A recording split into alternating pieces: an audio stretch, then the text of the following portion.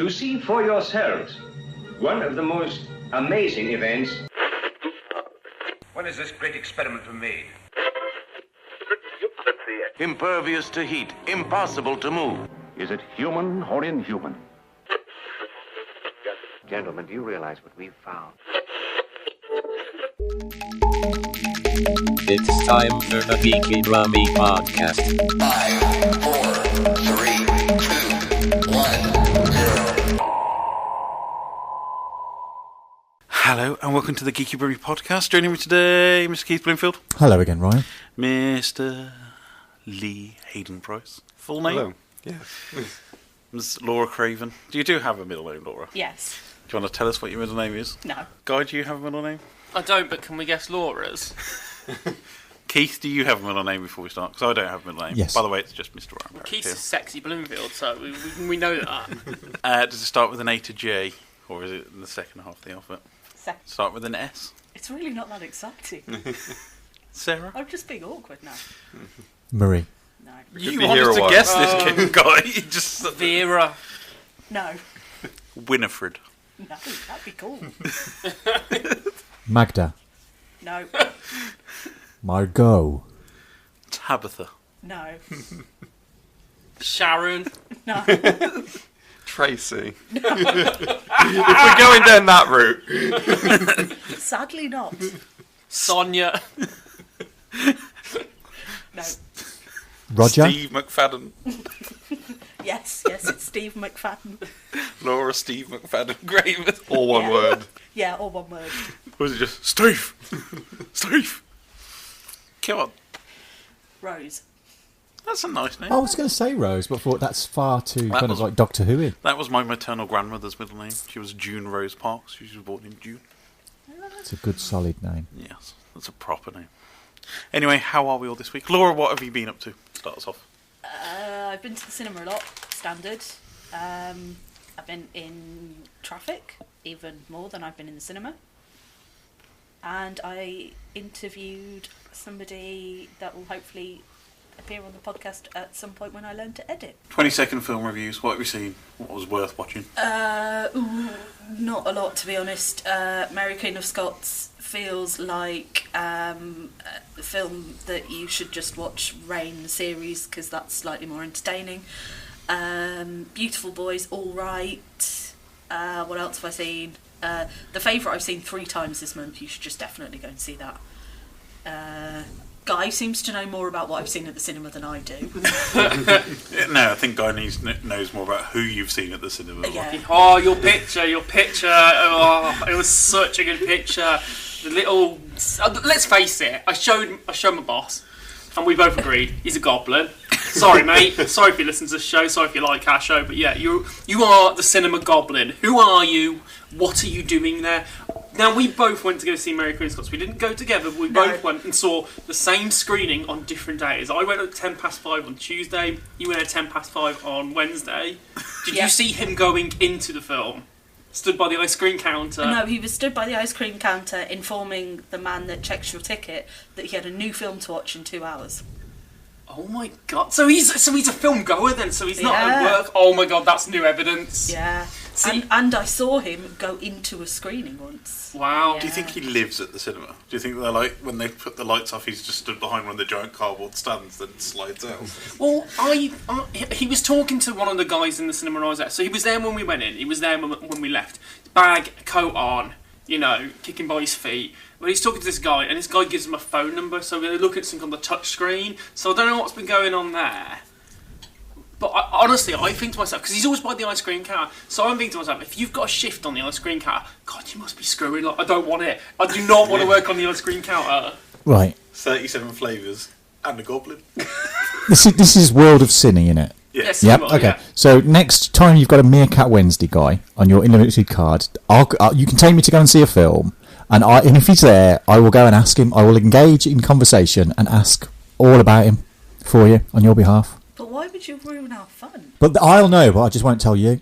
Can you tell me but not tell Guy? Oh yeah, I could do that. I mean, I feel like if I ask the staff, is it rude to ask who he is? Or will they just be like, oh, do you know what? He's a nightmare. Like, who are you? Contact us. We want to know who you are. See, Crime Watch now we turned into. Honestly, it's like he's always there. He's always there. Like you know exactly how I feel. It's just the ambiguous nature of like, why is he there? Why? Do you know though? I had a slightly weird moment though. The fact that we're always like, he's always there. Do you think he's thinking the same about us? Oh yeah, definitely. Like, yeah. Like he would I think he'd definitely recognise me because I've got a check coat and long hair. I'm quite noticeable. Who's that like long-haired, greasy man? He's got long, greasy hair, so I mean. No, that's you're playing a one-upmanship game. Is he going to start coming in a check coat? I just feel like we need to go and undercover investigative report on him because we're so well known. They might know who we are. Undercover, you're gonna like go in like when it was like little kids trying to sneak in the cinema. You're gonna like wear a giant overcoat with Laura's head sticking out the top. I'd like some ice cream, please. Guys, Muppet Man.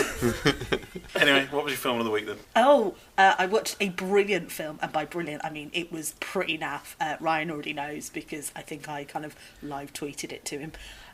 I watched Flood from 2006, 2007. This has an all-star cast. It does. Tom Hardy plays a London Underground worker. Brilliant. Poirot is the Deputy Prime Minister. Which one? The only one. David Hang on, there's Suchet. multiple now. No, there's only David Suchet. There's Branner, and then now there's Malkovich. There is only David Suchet. Yeah. I beg to differ because it's David Peter Ustinov is the only Poirot. Bobby Carlyle. Yeah. Who the hell's Bobby Carlyle? Robert Carlyle. Oh right, okay. Rumpelstiltskin. Managed to keep his clothes on. Impressive. A guy called Pip Torrens as well, who's my favourite face of anybody who's in it. Is he the villain? Well, no, like is the villain's water in this. I've seen him in other stuff actually. Yeah, it's highly implausible. You know this entirely because the national media focuses on something that happened in Scotland before it might affect London. That's how you know it's fictional. Yeah, that's how you know. You know Hurricane Heist, which we all kind of watched and then wish we hadn't. Mm-hmm. Imagine that, but in 2007 with the British cast. Right. Oh, but it gets even better. If you watch it on Amazon Prime, you don't watch the film, you watch the 2-part episode, which is like twice as long. Oh, God. It was amazing. But basically, it's a film about a lot of waters heading towards Britain. Oh, what do we do? Not Britain. Most of Britain is fine. Just London. Just London and a bit of Scotland. Maybe Newcastle. How does that work geographically? Something about like down the side. I don't know. Like I was mainly like questioning whether we were going to get a shot of like Birmingham as the new capital. Never going to happen. It'll be Manchester, even though that's probably flooded. No, it'll start a civil war. It'll just be Birmingham versus Manchester deciding who the new capital is. That might have made a better film, to be honest. 5 Michelin stars on our flag. It's going into battle. 4. We cap Peels. It's close enough. It's West Midlands. The people of Solihull are not going to be happy with you. They have a Birmingham postcode. Ooh. Deal with it, people of Solihull. I do have a question for you as someone who went to go see Mary Queen of Scots. Yeah. Now, let's face it, the film was turd. Again, I watched however many series of Rain there was. That was definitely more enjoyable. So have they released Mary Queen of Scots to come off the back of the favourite, thinking if the favourite sold out, people come and watch this costumey drama? No, they've been like pushing this one for a while. It has been joked at what will Margot Robbie do to win the Oscar next. So there was I didn't enjoy it, but there was one particular bit I nearly laughed out loud at. Is Tennant's character John Knox, is it? Oh yeah, but he's quite an interesting character if you're a giant nerd and know a lot about the Tudors and Stuarts. So he's preaching. He didn't do a lot but preach. He's just mainly in a church preaching. But at one point he's preaching and there's a shot of a man watching and there's a little boy in the background who puts on the most weirdly, like he's been told to look like shocked and surprised by the news and rumours he's hearing, but he's like eyes are wide open and his mouth's slightly open and he's like like that to the news. It's kind of like, yeah mate, honestly, like you have messed up your big opportunity here. Like, but I found that to be the best moment of the slightly small shocked boy. Is it slightly small shot to boys with you and becoming a film trope kind of thing? Because you said that for It's a Wonderful Life. Your favourite bit was the small boy tugging on the coat. Oh, yeah, because of the Bertha, yeah. Yes. Well, no, I just find like is it like the small boys in film with Guy Halford? They're very That's actually funny. probably an sorry about that title. Yeah, thanks for that, Ryan. Thanks. I'll see you in court. No, I found that to be the funniest bit. Like he really overacted what was basically just to look a bit shocked. Mine was the prosthetic nose. Yes, it was not a good film. It's all right, but you're not going to miss anything by not seeing it. I would like to call it The Things You Do for Love. I'd like to call it wearing or being able to see pretty Tudor Stuart style dresses. Or Harley Quinn Goes Scotland. Yeah. Yeah. Well, she doesn't. Is she going to be the next Leonardo DiCaprio with no Oscar wins for forever? I mean, I feel like we've got an opening. Yeah. She could be it. Did you find it like Guy Pearce really sounded like the X Factor voice man as well? I really think you should take action, Elizabeth. Like he's really like Elizabeth and the Daisy. It was a little bit like every time we got to like the Privy Council scene, it was like, yes, we've got that voice. It was. So who was Queen Elizabeth in it? Margot Robbie. Okay. Alright. He was Mary Queen of Scots. Saoirse Ronan. Oh, right. Okay, I got confused there completely. So I always thought that was Saoirse Ronan. We were wrong. It's how it's spelt. Yeah, I had no idea how that name was pronounced. No way is that say Saoirse. Sorry. I saw it, knew it was an Irish name, and went, "This is not pronounced how I think it is." That's all Irish names. Exactly. They are pronounced completely different to what they look like. Yeah. Oh, I'm just going to bring a list of Irish names, get you all to pronounce them next time. I'm alright with a few, like Rory and things like that. The but first time I encountered the name Siobhan, I heard it separately to seeing it spelt, thought there were two separate names, and then when I learnt that they were the same name, it was just a revelation. Siobhan. Yeah. It's spelt Siobhan. It's my cousin's name, and when I'm writing it, I say it in my head, Sayaban. Otherwise, I will spell it wrong. It's like Sinead and all the rest of them, isn't it? Aoife, Ashley, yeah. Oh, God. So, I had a colleague called Eilish, and that one I could spell because it was Eilish. That makes sense to me. Eilish.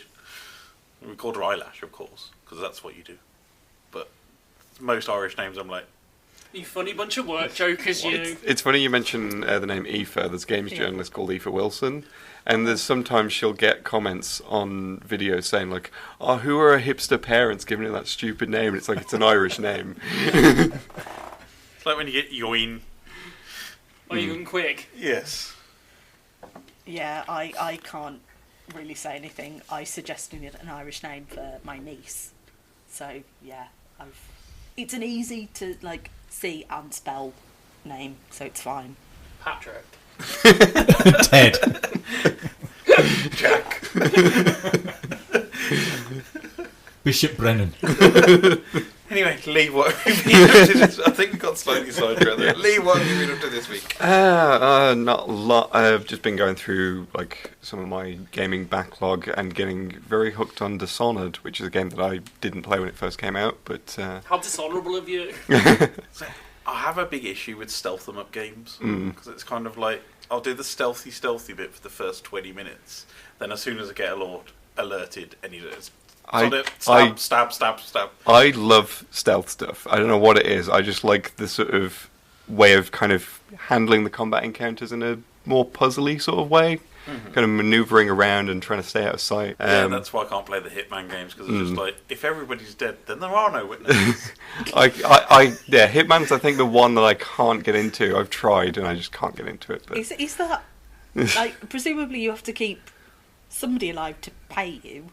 No. Not in the area. Like you're paid in the Hitman games. I think you're paid by an external agency who's hired you to do a hit kind of thing. Basically, like in any Hitman game, currently with the modern ones, it's like an episode. So it'll start with you turning up at the location of where the target is. So it'd be like, for instance, like a mansion or with a party going on, and your target's at this party, and you've got to try and sneakily take them out. Why can't you just kill everyone? You could. You can. Okay. I basically stopped playing computer games after Theme Hospital, so... I have loved the memes online recently of the latest Hitman game with the suitcase. Oh, the briefcase is amazing. It's a homing briefcase. It was a bug in the game originally. It's basically if you threw a suitcase, you could like knock somebody out by throwing the suitcase. But it would follow your targets. So like you'd run around the corner of the suitcase and be like... Does it also make its way back to you? Because that would be pretty cool. No, it doesn't. But it was a bug, and then they left it in because it was just so funny that they just were like, we're keeping that. I think even in the patch notes they addressed that like we've improved its targeting or something like that. Yeah. The homing suitcase. So it's even more homing than it was before. Amazing. I want to play it now, Yeah. just to get that. I'm willing to forgive Bloated Head Syndrome's lack of inclusion in this game for it. So how's Dishonoured on its revisit? It's one that I hadn't played before, so I was discovering it for the first time. Sometimes it got very frustrating, but it's great that you can just create as many save slots as possible. I think I had like 12 save slots or something, and that was just like moving through a room. But I remember all the marketing for it. It was basically a bloke with a clockwork face. And it was like, this is weird. Yeah, it's kind of like if you took like Thief, the really old Thief game, crossed it with Bioshock and Half-Life, and that's kind of what it is. So it's like this sort of very steampunky Victorian world, but it's all unique. It's all original stuff. Slightly Lovecraftian in places as well, like the whales that they get a lot of the power from the oil from. You see these whales occasionally, and they've got like tentacles and things like this, and you're just like, okay, these are weird. But there's lots of weird little details and stuff that on one mission you can interrogate someone to try and find out some information, but you can also steal his invitation to a party. And a later mission is that party. And if you've stolen his invitation, when you walk in, the bouncer will say to you, we've had to kick out an imposter. And you'll find the guy that you stole the invitation from, he's like complaining because they won't let him in the party. And there's just little things like that that'll change depending on what you do in each level. Nice. So interesting. Probably on for dirt cheap on Steam now, actually. Probably, yeah. Worth picking up. I played the old PS3 version. So. Yes. And you did bump into Geeky Brummie favourite, Mr. David Massey. Yes, I did. How many times did you say fantastic? I think I lost count. Was he at a chocolate shop, bookshop? It was at event. It was at Tilt. Did he have a backpack? Love you, Dave. I didn't see the backpack, but he probably. Oh my god! He probably did. There were a lot of people in this place. So. Did you throw a suitcase at him? No, I did not. Didn't have one to hand. A suitcase at him? Every time he said fantastic, yes. I think we should just get a little Pavlov's dog bell around his neck for every time fantastic rings. Right, you're digging yourself a hole because he's going to listen to this and send you an angry text. I hope you do, Dave. He did the last time. I think we should play the Dave Massey drinking game. We did, and we got told off for it. There is actually officially Dave Massey drinking game rules that we drew up. He's going to get mental at you. He wasn't very happy with the Dave Massey drinking game, was he? Pretty sure he does listen to the show, doesn't he? Does, occasionally. It's all meant with love. Yes, it is. I think it was, a full shot for every time we mentioned the chocolate shop. Mm-hmm. What about the bookshop? 3 fingers. Okay. Anyway, Keith, what have you been up to this week? He's been working in a chocolate shop. A bookcase. No. Just a bookcase. I've been reconstructing a bookcase. Have you been recreating Interstellar just stood behind a bookcase pushing No, books at I people? wish. That's what they should do at Waterstones when you like browsing the shelves. There should be someone behind. We recommend this one. Just falls into your hands. I don't know. I'd buy more books from Waterstones, and that's a problem because I already buy too many books from Waterstones. You can never buy too many books. This is true. As long as they bring you joy, that's fine. No, I've just been doing some kind of home decorating. Well, not me personally, but sorting out a front room. Oh, this is a rabbit hole. So we emptied out a room, and now I'm just gradually putting everything back, but in a slightly better way. So just rebuilding bookshelves that I'd built myself from scratch. and I've got to do all the kind of being like from an IKEA flat. No, from the tree? timber bought from a shop and shelves that I've built with. Well, that's all the not rest from of it. scratch. Then I expected you to be cutting the tree down. I didn't cut the tree down. Growing the tree, nurturing it from a sapling. Yeah. I skipped that bit because that takes quite a long time. Have you been wearing a white vest and your tool belt? No. Oh. No, it's not some That's kind of just for you guys. it's not some kind of strange fetish thing for you guys. So I'm just kind of Oh no! I dropped my nails on the floor. Have you seen PG porn? No. I want to. This is what James Gunn did before Yes. Guardians of the Galaxy. So there's an episode. It's called Nailing Your Wife. It's brilliant. You have to watch it. It is basically James Gunn doing. He basically made porn films without the porn element, so it's just for the people awful that like the plot. acting. But he got all of his Hollywood friends in it, so you'll have like Vince Vaughn turn up. Or... Nathan Fillion's in it. So is this a case of like the plumber shows up and then does some plumbing? Yes, basically. It sounds amazing. Nailing Your Wife has a shock ending. Yes. I'm not going to spoil it. Yes. I feel like you just have to watch it. I'm going to go and find that. And Yes. do that. Yeah. So at the moment, I'm kind of trying to figure out how I'm going to just reconnect all of the various electrical boxes back up so that they've not got cables everywhere. Because it was a mess behind the TV. Well, it's not actually behind the TV because the TV's on the wall, so it's a mess underneath the TV. I need to redo it. Cabling and routing. Well, I bought some like Velcro thing that you can get from Curry's and some other bits and pieces. I'll figure it out. It'll be fine. And then I went to see a Dragonball movie in the middle of the week at a cinema. Dragonball Super Broly. Dragonball Super Broly. Yeah. No, it's Broly. Broly. It's only got Broly. one L. It's Broly. But I went to the new Lux with all the fancy seats, and I was like, nah. I think we were the only people in there that didn't have their feet up, like we were in our front rooms. All I can ever think of is The Simpsons. Bed goes up, bed goes down, bed goes up, bed goes down. Yeah, I wasn't that comfortable actually. My kind of local flea pit was a lot more comfortable. I don't think I could sit there for a 3-hour movie. Why were you watching a Dragon Ball Z movie in the first place? I got asked to go. Who by? By my son. Okay. So we went, which is kind of crazy. Was it 45 minutes of in the last film, followed by 10 No, minutes not of really. footage? It was 15. It was minutes? 15 minutes of something you won't understand if you haven't watched any of the Dragon Ball movies, and then it was like an hour and a half of fighting and screaming. Did they talk about power levels and like? Oh you god, start yeah. having lightning coming out. They had their special. They had new special things that they could detect power levels of everybody on it. Yeah, I was going to ask how much of the movie was them just yelling. It was 90% screaming, powering up just while yelling. Yeah. And doing that thing where they kind of and then the thing. And just exploding in various different colours of flame. Mm-hmm. So I think it goes blue, red, and then something else. What little I watched of Dragon Ball, I know the hair changes colour depending on what power level they are. Mm-hmm. I always just thought that was them getting angry. No, they like have power levels and like levels of Saiyan. Well, they're all Super Saiyan. Yes. Yeah, it's just mental. But it was sold out. There were 2 screenings at 6, one at 8:20 that were in English, and then there were 2 screenings later that were that were subtitled, and they'd all sold out. They were also showing it at the cinema over the way as well. I wonder if the Goblin was there.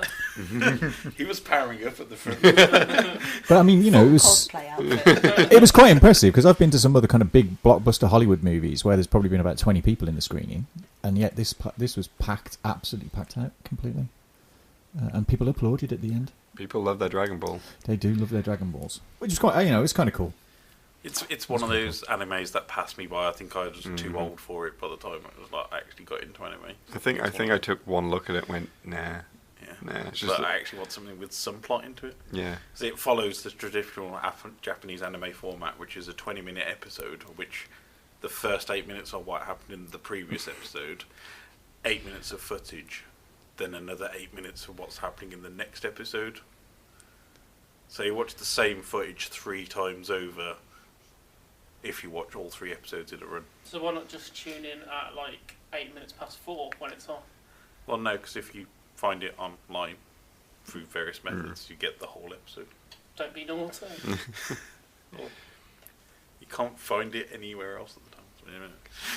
I used to just like watching it for the bit when they did the like weird hand movement and looked constipated and then like fired things at each other. Well, I think the premise of every single series that I've kind of ever looked at or been involved in is basically like they go and get the Dragon Balls to have a super wish, because like the whole point of the show is you collect all the Dragon Balls and you get the big dragon, and then you ask the dragon to grant you a wish. But there's one of them dies every time they try and do it, so basically the wish is to bring back the person that was dead on the adventure that they had to get the Dragon Balls in the first place to do the wish. So if they'd all just gone for a nice cup of tea, it would have saved everything. Yes.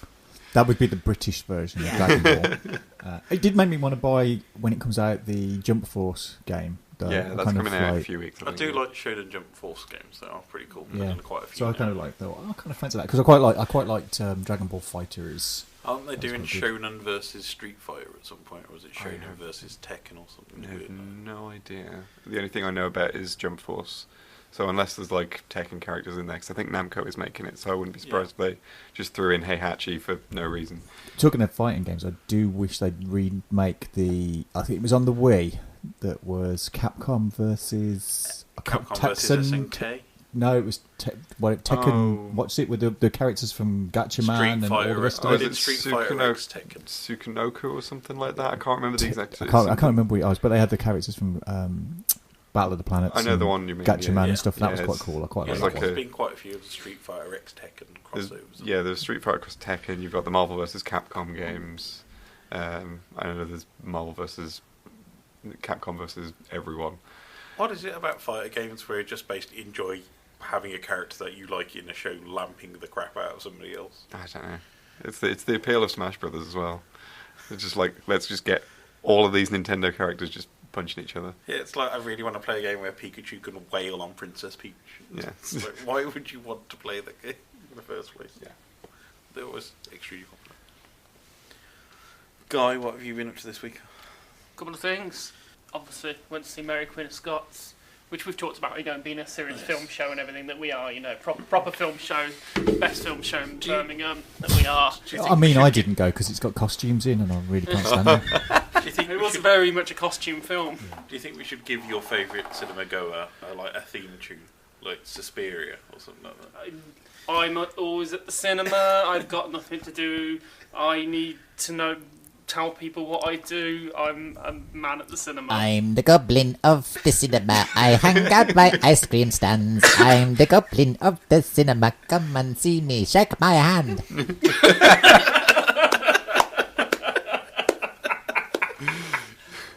That was Matt Groening worthy. So serious film show, that's what we are. That's our tagline. We review costume movies, don't we? We do review costume movies, and obviously it's been such as The Favourite? And classical environmental films like such as The Flood, yeah. Exactly. We've got it films all, with a message. All covered on this film show. Anyway, so I went to see Mary Queen of Scots. Now I witnessed what I perceived to be... Oh God, here we go. Oh no. I'm going to say it. An act, and it wasn't me involved in it. So were you watching unapprovingly? I was watching with amazement. Was anybody else scared? Yeah. So for something for Guy to be impressed, it's going to be pretty horrific. Right. So there's an elderly woman sat in the middle of the cinema. This isn't getting better. On her own. We know your history. Guy's history with elderly women. Yeah. She's probably about 70. She's at the middle row. On her own. Okay, cool, whatever. A few minutes later, another elderly woman comes in with another elderly woman who's got a walking stick, clearly disabled. Now, they sit down at the front, but then not the disabled woman, but the friend goes up and starts speaking to the woman in the middle of the row. Right. And is almost saying to her, like, we've got to sit down here because she can't make it up the stairs. It's like they all three came together, I think. It was like they were waiting for her to get popcorn. Yeah, and then she chosen to sit in the middle. So the woman goes up to talk to her friend. To say, come down and join us. And then at this point... Now, I'm only judging the conversation based on what I think is happening. But at the one point, I saw the woman who just sat in the middle sort of do that kind of like, I don't care body movement with her hands sort of like midway to her side, like, not my problem. I'm quite happy sat in the middle. Oh. So the other woman had to go sit back at the front with the disabled woman, and the other woman sat nice on her own in the middle. So they'd obviously all come together, but were separated. My first question is, in your multiplex of choice, isn't it allocated seating? Yes! That was going to be my I think this woman was a rebel. I think that she saw the opportunity and was like, I don't care. Is it a case of like you reach that age, you just stop caring? Yeah, I think so. Did she have a motorcycle helmet with her? I didn't Did see she that. get on a motorcycle afterwards? And go, screw you lot. I was genuinely impressed that, like, they obviously were friends. Just her lack of Apparently, consideration. probably not after that. The lack of consideration for her friend's quite clear disability of, like, right, she can't make it for this, but I don't care because I really want to see this film. Are you certain that it was a disability? Because you could have a cane as an affectation. You don't necessarily need to be disabled to have a cane. Without going too much into things, yeah, I'm pretty sure it was a disability. You ever seen those group of 3 friends, and you know one of them, the other one really hates, but they stay friends? Yeah, it was that. Is it that kind of situation where Is it she's like- like the middle person's good friends with both? Yeah. They're the glue. Yeah, and the other one actually really don't like her. It's like, I'm fine sitting up here with my popcorn. And I my occupied that position in high school between like 2 different groups of people, and then when I moved away, it all fell apart. So, I mean, I definitely think that is what happened here. Like, she was so adamant sitting there that she was not going to move for anybody. Well, Francis is a so. So I was just impressed by the sheer, the audacity of it, really. Just the balls on that woman to be like, I don't care. We'll go for something to drink afterwards, but I don't care. But people do have their favourite cinema seat. Yeah, I guess, yeah. So where's your choice of seating? Well, you need the aisle. Aisle, so I can get to the jar. Yeah. Laura, where's your choice of seat? H7. That's really specific. Planned out. Leigh? I'd be kicking that elderly lady out of her seat because that's my seat. Yeah, see, I don't sit slap bang in the middle, but I'll sit centre, but about 5 rows from the back. So I find that's usually a quite decent viewing angle. No, the annoying people sit in the back. Yeah. Don't want to be by the noise. No. No, not at the back, but 5 rows down. No, still close to them. Keith, where's your seat of choice? Depends which cinema I'm at and the screen. So I'll judge by the screen and where the seatings are. Do you have a specific seat per cinema? I have a kind of specific seat are you per there cinema. Are you doing the director thing of doing the square? With Strangely enough, at my local cinema, I actually do sit on the front row on their big screen because it's the best seat in the house. Because it's got a weird, because it's kind of long, it's short. It doesn't go back very far, and the seats go out wide, so it's not great. And there's where you've lost what you're saying now. where the entrance is. I was like, does anybody else just want to be able to record Guy's face during this conversation? Where the entrance is means there's no centre middle seats. So there's Do only you want a to go few back at to the the back. short and long conversation? Short, long, wide, and fat. It's stubby but wide. Bit of a chode of a cinema. But otherwise, yeah, I'd be kind of centre middle, really, best place. So yeah, I witnessed that horrible act, and I thought, what a horrible woman, compared to me, who is what a horrible woman. Bravo. hero of the week, sat here, hero of the week. So I'm trying to lose a bit of weight, and I thought, I went to Laura's mum and dad's house, stopped the night on Saturday. Have you brought Matt chocolate Christmas tree yet? No. Right, we discussed this at work. I want my chocolate Christmas tree to be returned. It's not happening. Neither of us are getting that back. It's gone. And my friend Dave has even offered to get it picked up by DPD from Laura's mum's dad's house and get it sent to Portsmouth. Do Laura's mum and dad run an independent gym? No. I'm just wondering why you went there. I'm trying to lose a bit of weight, so I went to my girlfriend's family's house. I want to explain you walked. Yeah, so I walked there because we were having a bit of a family thing. How many miles is it? It was about 6 miles, so it was a good walk. So I thought I'd do it again the day after because Laura's going to stop and do a bit of work and stuff. That my dad's going to come back later. So I thought I'll walk back on Sunday and lose a bit of weight. Anyway, on my journey home, I walked under a bridge. And there I saw this house. There's a guy from City World. That's where he lives. I saw this helpless soul, a pigeon, limping along. He couldn't take off. He couldn't really move. And I was like, I can't. What do I do? Called the RSPCA, and they were like, oh, yeah, so, like, how long can you wait there Can you for? imagine the conversation, somebody with a pigeon? They were like, oh, how long can you wait for? And I was like, I don't know, like half an hour. Like, I'm not going to wait here underneath a bridge, like, all the way Sunday. Like, come now. Come save the pigeon. So anyway... Catch the pigeon. So they weren't going to come straight away. And I was like, oh, what am I going to do? Because I'm in Solihull here, and I live in Selly Oaks, so it's their distance. And I went to the local newsagents, I asked for a cardboard box, bought a pair of rubber gloves, got the pigeon into the cardboard box, carried him the whole way home in the cardboard box, and waited for the RSPCA to turn up my house to take the pigeon to the vet. Did they? They did. Oh. He might have been euthanised afterwards. I don't know. But I felt so good about it. Like, this little pigeon looking back at me in the box, like, you're my hero. I am your hero. I am saving you. That's what you're projecting onto it. I'm seeing that pigeon going. Iglesias in your head, just like running. Was it like burning fire behind you? I can be your hero.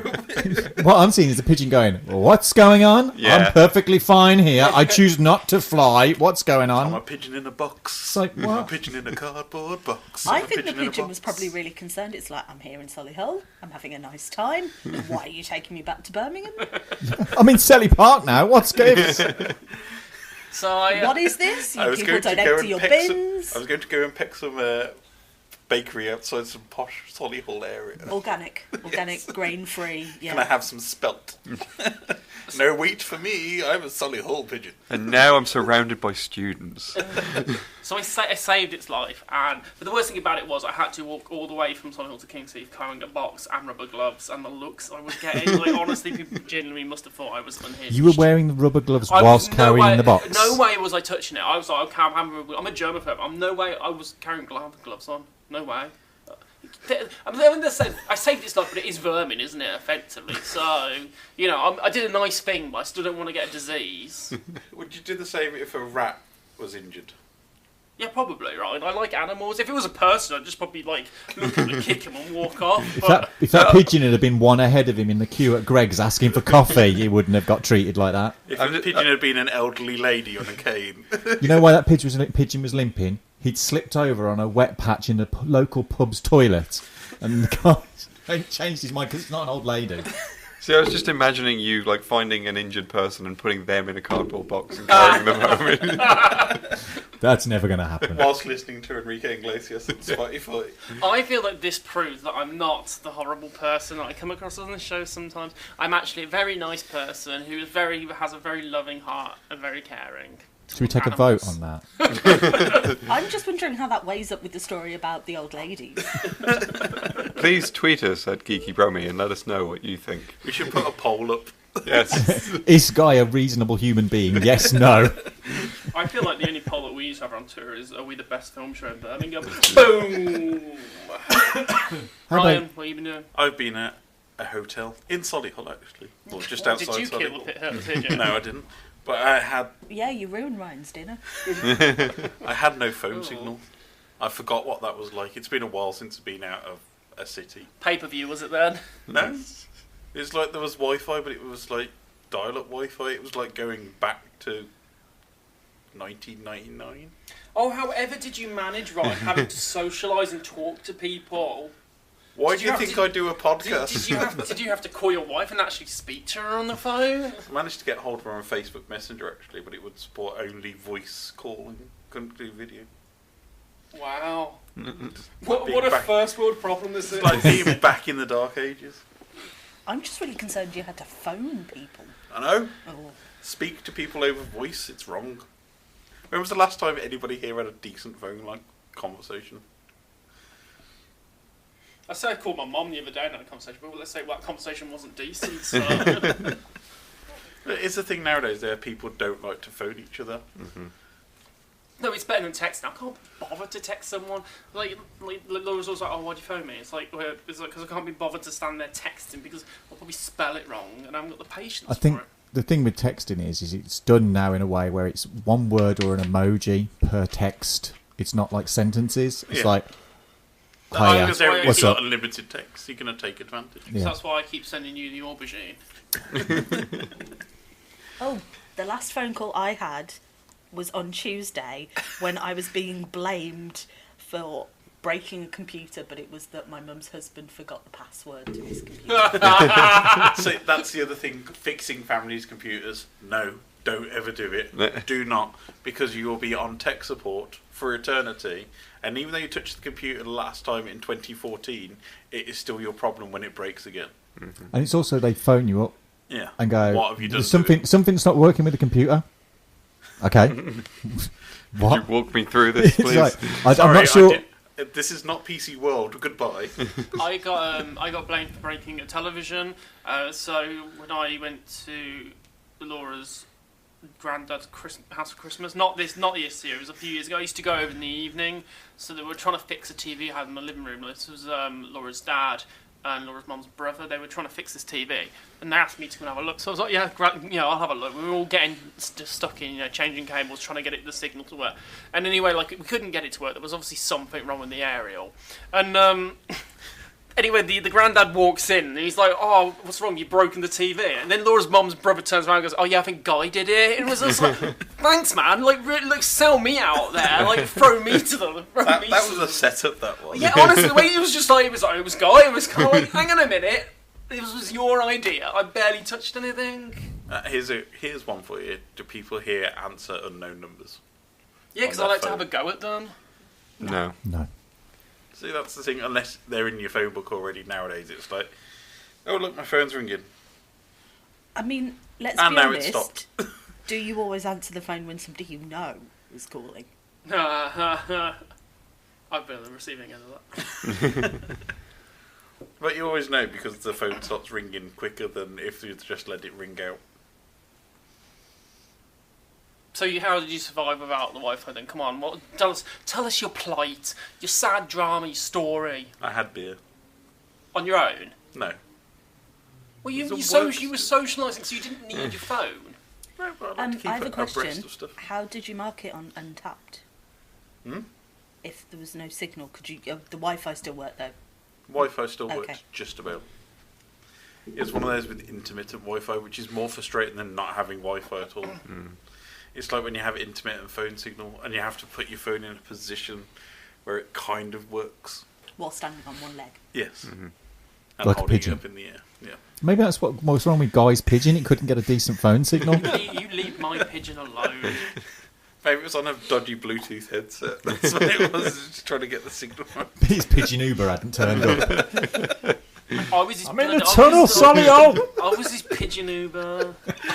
That was it, guys. No pigeon Uber. I'm gonna do Photoshop the heck out of that.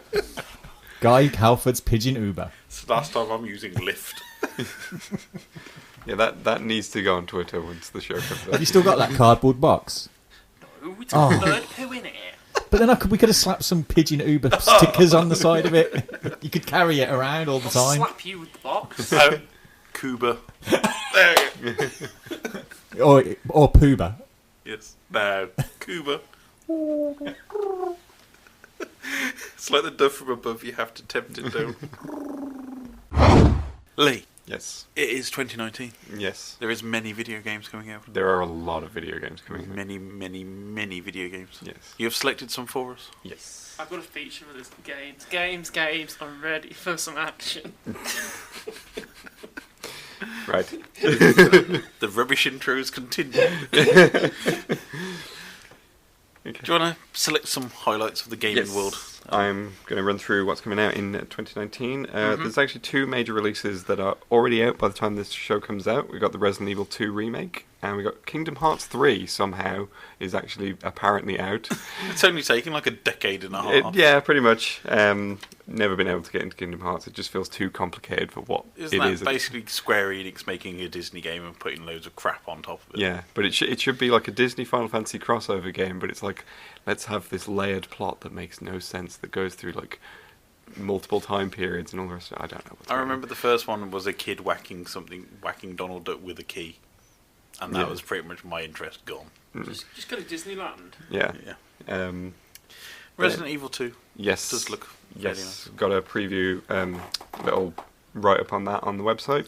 So pop to geekybrummie.com. Yep. And basically I really enjoyed the demo of that, so definitely looking forward to playing the full thing.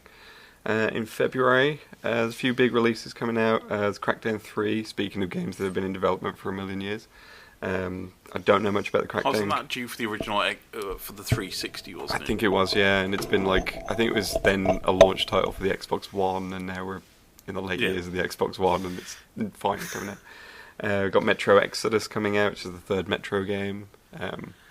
Not really got into them myself. See, I've read both the original. Well, I've listened to because I've got them on Audible. The translations of Metro 2033, 2034, which are really great novels. I really recommend them.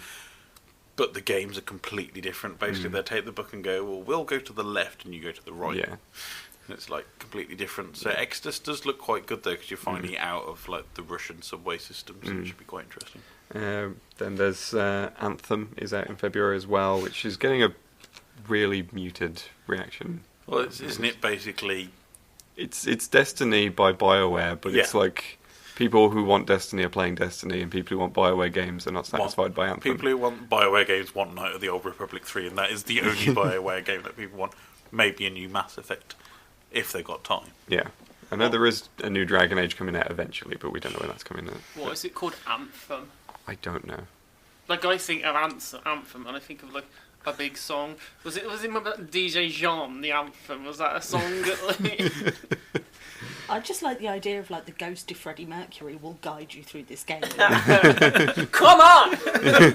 All right now. Just sit down at the piano halfway through and do a little ditty.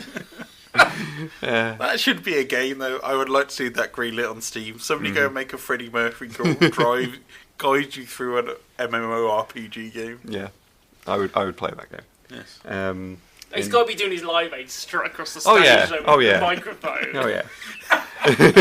Every time somebody dies, dum dum dum. Brian May randomly turns up for a 45-minute guitar solo and everybody gets bored. We've basically written the script to this game, haven't we? I just remember there actually was a Queen-themed game, and it was terrible. Oh God, what was it called? Yeah, I think I remember that. It was The Eye or something like that, and all the soundtrack was Queen songs, and it was like one of these things where it's this dystopian future where rock and roll has been banned. What is it with putting rock stars in games? Because there was like a Bowie game as well. Was it Omicron? Or Omicron, something? yeah.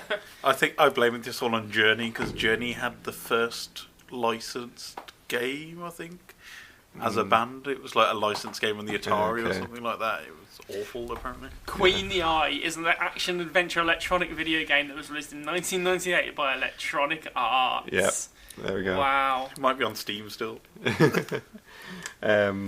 Anyway, releases. If we're going to March, we've got Devil May Cry 5 is coming out. I really like the Devil May Cry series, so I'm pretty interested. Yes, he's one of the playable characters. There's 3 playable characters this time. Because Nero, Dante, and another one. There's a new character, yeah. Dante's looking a lot older this time around as well. He looked old in the last one. Yeah, and I love how they've just thrown out the 2013 game. It didn't exist. The Ninja Theory, let's make Dante a crack It's punk. like that Arrested Development clip. Yeah. I heard what you said, but I will not respond to it. We also got Sekiro, which is coming out in March, which is the new game from Software. People who made Dark Souls. It's like the samurai. So it's going to be ridiculously hard, but Japanese. Yes, this time. I'm actually really interested in that, just because I like there's sort of stealth elements of that, and I like sort of Japanese themed stuff. So very interested in that. We've also got The Division 2 for people who like The Division. Did anybody? I don't know. What about Division 3 and Division 4? Haven't done What those about yet. Premier League? Yeah. What about the local cups? Championship. We've also got Yoshi's Crafted World is coming out in March. Sorry, what? Yoshi's So this Crafted is a World. bit like Kirby Epic Yarn, Yeah, I think. because they did Yoshi's Woolly World on the Wii U. So and Yoshi's Woolly World, right? And now it's Yoshi's Crafted World. Yes. Where like everything's made of cardboard and paper craft and stuff. It's a bit like Kirby Epic Yarn a few years ago, which was I'm sure everything was like Nintendo soft will furnishings. do something interesting with that. I'm assuming it's probably going to cross over with Nintendo Labo, maybe. I didn't think of that, but it could do, yeah. If they release a Labo set. And yeah, because that was like a giant hype machine that lasted. Yeah. Build cardboard with Nintendo. Kirby really needs to lose a bit of weight, doesn't he? He's a bit of a fat lad, isn't he? You know. He's got to work on his hat collection. He's always eating air, he's always sucking it in, always bloated from air. It's kind of like he's always got bad wind. It's like, come on, mate. No one wants to be around you because you're a chronic burper. I think he wants to sing Smash Mouth and he's getting ready, and every time he wants to sing it, he gets interrupted. Damn it! God, I hate that song. So then, in April, we got Mortal Kombat 11 is coming out. I've seen a bit of footage of this. Yeah, they released footage recently. And they're resetting it again. Yeah. Were people fighting in the footage that you watched? Yes, they were. Yeah. And Oh, spines God. were pulled. Yeah.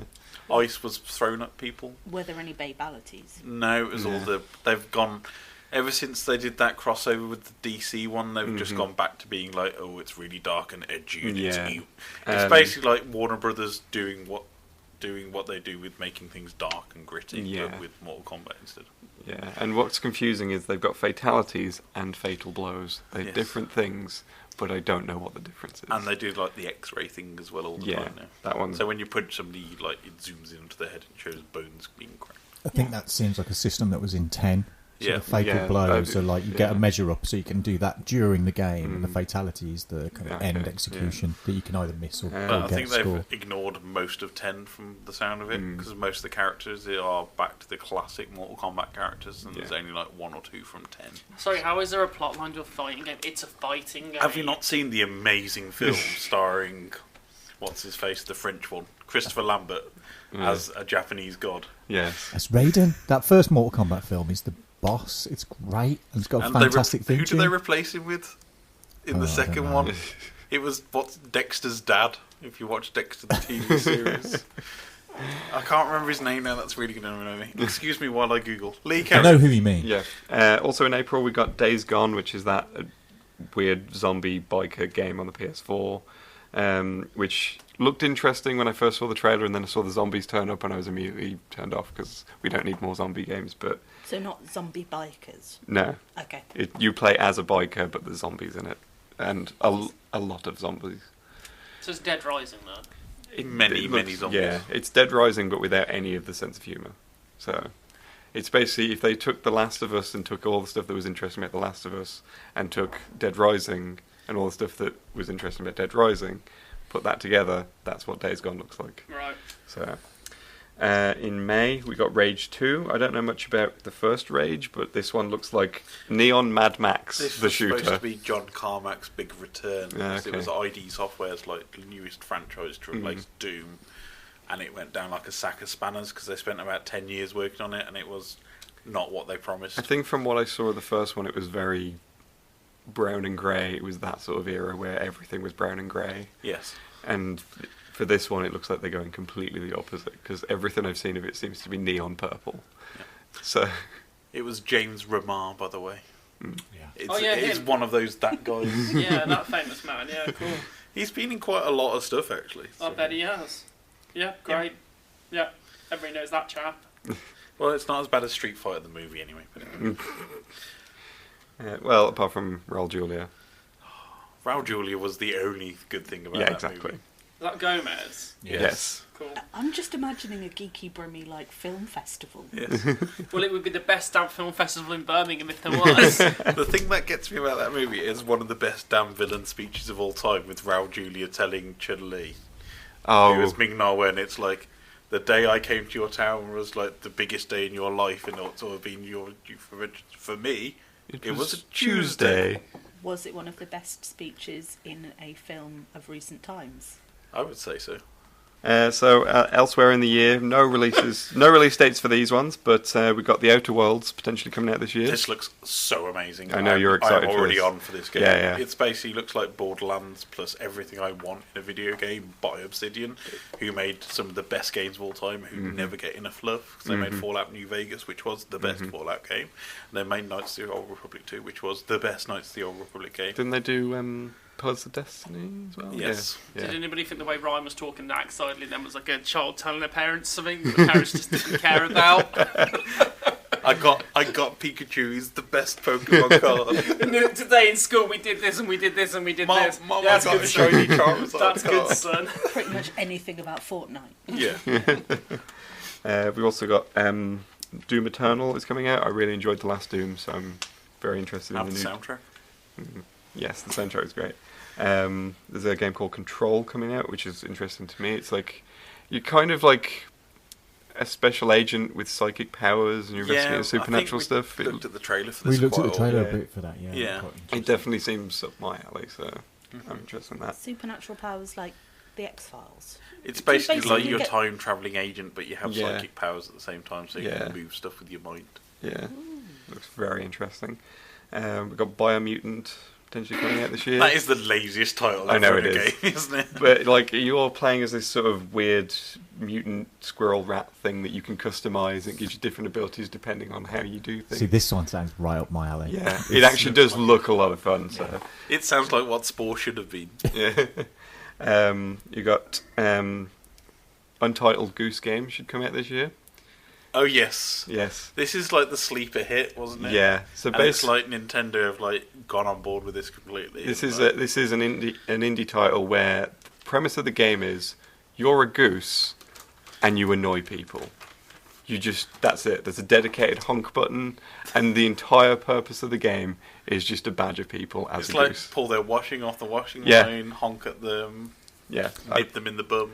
Do you have a nemesis character who's some long-haired guy chasing you with the rubber gloves in a box, trying to take you to Selly Park? I think we should petition this. Can we get a Guy Halford in the game with rubber gloves in a box? I'll get in touch with House and let them know. You won't be laughing when I win my Pride of Britain award later this year. Guy Halford CBE. And then so the last one I think we're going to get possibly very soon, because it's in beta at the moment, is Dreams, which is the new Media Molecule game. Guys who did Little Big Planet. It's another sort of game creation tool sort of thing. I mean, there's quite been a few big releases pushed back as well on 2018 to 2019. Yeah. I think like because we're at the end of this console generation, everybody's kind of like, a bit more beef. Yeah, I've got a couple of things that listed which I have no idea if they're coming out this year. It's things like Death Stranding, The Last of Us 2. That game's never coming out. Yeah, I know. Could you even just go in, things like, I'm going to tell everybody it's amazing and never release it? I wouldn't be surprised. It would be the most Kojima thing if this has been the game all along. And then things like Cyberpunk. That's probably not Cyberpunk 2077. That's probably not even coming out till the next generation at this point. No. No rumour has it this year. So I was thinking maybe are they going to release it on the 7th of July in 2020? Yeah. No, I was that's not that clever. Well, it's something they do to go, it's 2077. And I did initially put Metroid Prime 4 on this list, but literally before we recorded this, they have announced that they've rebooted the development. Again. So, yeah, it's probably not coming out this year at all as a result. So, that is the first half of the year, and just stuff that should be coming out this year and hopefully will, and not get pushed back. Many games, play them all. Yes. Lee's probably going to write reviews for the majority of them. I will so do my check best. out the Geeky Brummie website. Games. Lee's ready for some action. Hey now, keeps a comic reader. He's going to read comics. Oh yeah. Brilliant. I'm stunned into almost abject silence. Was that a full-on snort? Sorry, what was that? Two little piggies sat on the sofa over here. Is that how you're going to introduce all comic portions from now on? It's comic. Just imagine a box in the corner that says, meanwhile. So we're going to take a quick look at... Rasher was a pig in the Beanos. That was the most rubbish naming ever, I'm sorry, of a Beano character. That was like, we've got Nasher, we need to give him another pet. Let's give him a pig. Rasher. There you go, that'll do. You get like a rasher of bacon. I know, that's what I mean. Do you think they went Rasher first and then went pig? That was the truth. They went through the alphabet. Although I am sat here looking at these two sat on that sofa here, and I'm thinking, there's a whole YouTube channel out of these two just sat there talking about things. It's like a 21st century Pete and Dud. Mystery Science at 3000. I feel honestly like we really need the Beatles song "Piggies" playing over us now. Everywhere there's lots of piggies. Making piggy podcasts. Hey Ryan. Brian. Pink Floyd with pigs as well. Hey Ryan, I saved the pigeon. They named a pig in the Beano after bacon. There's a conversation going there. Right, comics. Let's talk comics. Keeps ready for some action. Thank you. Yeah, so 2019, it's a pretty big year for comics all round. I thought you meant numerically then. So it's the biggest one we've had so far. It is the biggest year date we've had in comics to date, 2019. Because even 2000 AD stopped at 2000 AD. But first title I'm going to pick up is... 4 kids go into a caravan park.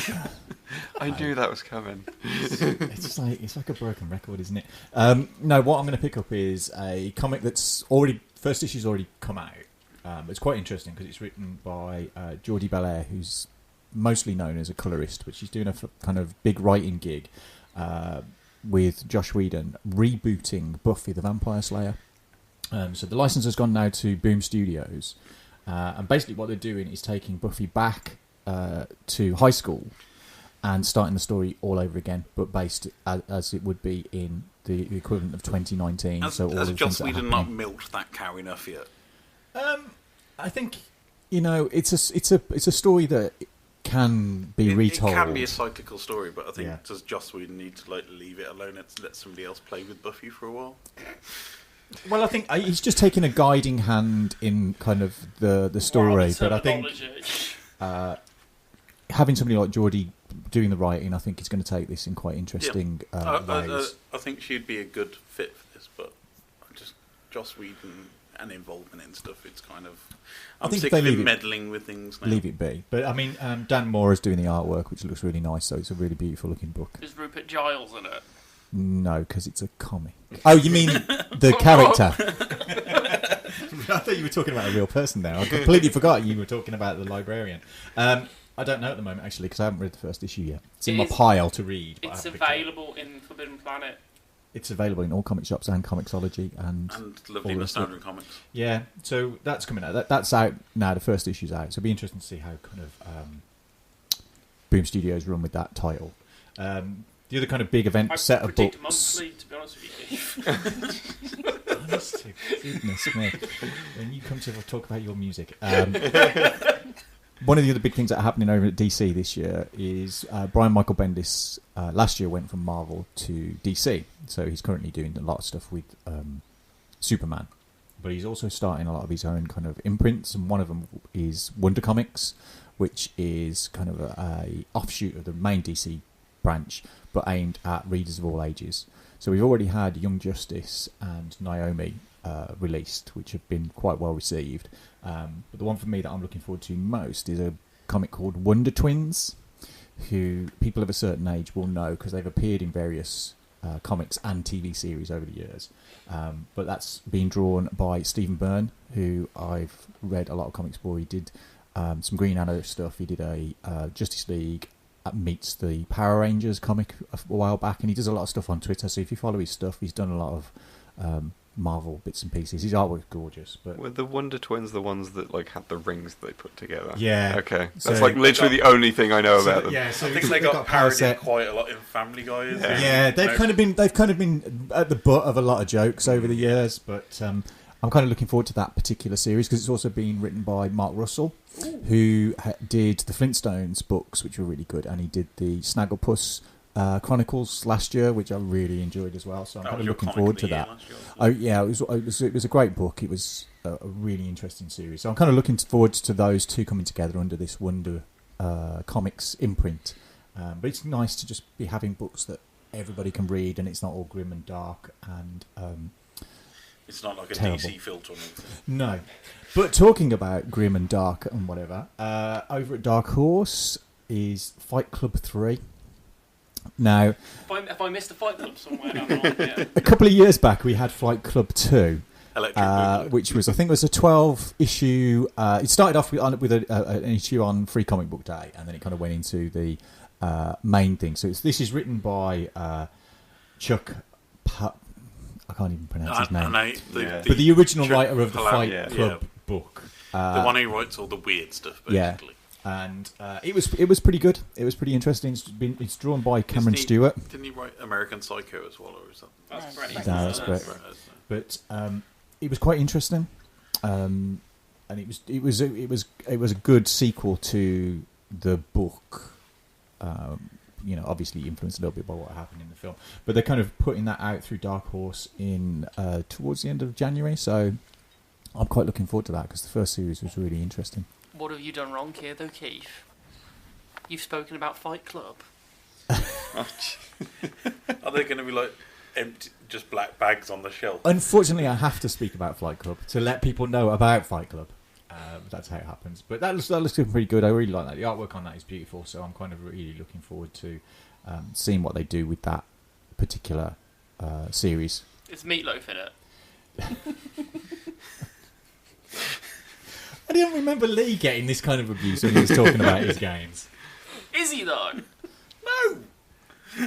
How's he going to be in it? for he's not a fictional thing for a start on. No, but he's in the film, isn't he? Yeah, but he's not called Meatloaf. I can't remember his character name. His name is Robert Paulson. As the comic hasn't been released yet, I cannot mention as this segment is a preview of things that are coming up. So once it comes out, I'll be able to tell you. Was Meatloaf in Fight Club 2? I can't remember. It was ages ago. You should go out and buy the collection, which is available now from all good bookstores, and find out. Another one I'm kind of curious about, but I'm not 100% certain on, is Female Furies. Last year we had... like Nick. No. The ignorance of you lot. Samantha L. Jackson. Last year we had the Mr. Miracle Yes. mini-series, which is really good. And at the end of that, it ended with a kind of like, something's coming. Yep. So later in, I think February, DC are launching the Female Furies, which is going to be fronted by Big Barda, who's a great character. So that's going to be written by Cecil Castellucci, with art by Adriana Mello, which looks kind of interesting. Whether it will be quite as groundbreaking as the Mr. Miracle series, we shall find out. But I might give that a try, see how that gets, how that tickles the fancy. Really, I think that should be quite good. You were like very like, ooh. Oh, yeah. Well, I do like that. But so the other kind of big thing that's happening this year is it's Marvel's 80th anniversary. So throughout the year, they'll be doing special 80th anniversary type titles. So they've kind of resurrected the Marvel Comics Presents series, which is their kind of anthology series. So they started with one that throws back to Namor, Captain America, and Wolverine in the kind of Second World War period. Whether that will then continue into the more kind of regular Marvel Comics Presents stories of just different artists and creators getting to do different characters in different scenarios, that'd be quite interesting. But throughout the year, they're putting out kind of one-offs, and one that recently came out, which was really nice, by Al Ewing, was Crypt of Shadows, which is kind of throwing back to kind of some of Marvel's kind of horror books from the kind of 60s and 70s, which was quite interesting. But I'm assuming there's probably going to be a few Stan Lee tributes as well. I imagine throughout the year, I think they'll kind of, because of what happened at the tail end of last year, with us losing Stan, that we will kind of see some things happening throughout the year as a result of that, which would be quite interesting. And DC's big anniversary this year is Batman, who is 80. So I'm expecting various celebratory events throughout the year to celebrate kind of Batman's 80 years. I would love to see an 80-year-old Batman series. I know we had Batman of the Future, but I'd love to see how would you do an 80-year-old Batman series? Goes to the cinema and doesn't want to sit with Robin. What, like Terry McGinnis's kid or something? Yeah. Well, they've had a few. Well, there's a few comics where Captain America actually aged up to his real life age. Yeah. Which is actually a really interesting run that they did with that one, because it's basically the super serum stopped working and Captain America basically just got old. Yeah.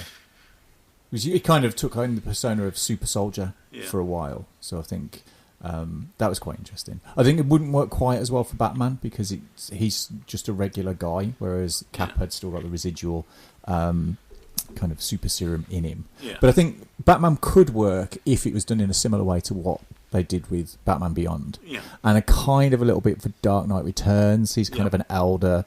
He's a bloke. trainer rather. He would be like the Rocky IV of Batman. But I think the thing with that is that Bruce would have to be the kind of mentor figure, Yeah. which is why it works so brilliantly in Batman Beyond, and why I would still kill for a live-action movie that casts Michael Keaton as the older Batman.